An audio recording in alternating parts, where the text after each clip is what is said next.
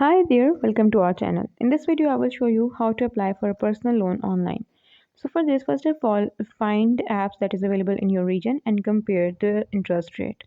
I find this app here, maybe it's available in your region or not. So I opened the bank rate here.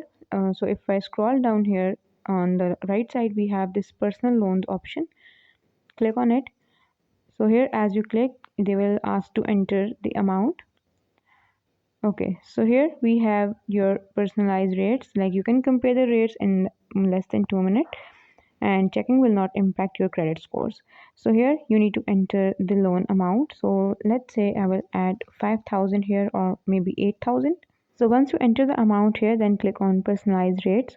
So there you need to provide some information like your phone number, your address. So here you just need to wait for a while. So here, after providing all the details, you will be able to compare with other loan apps.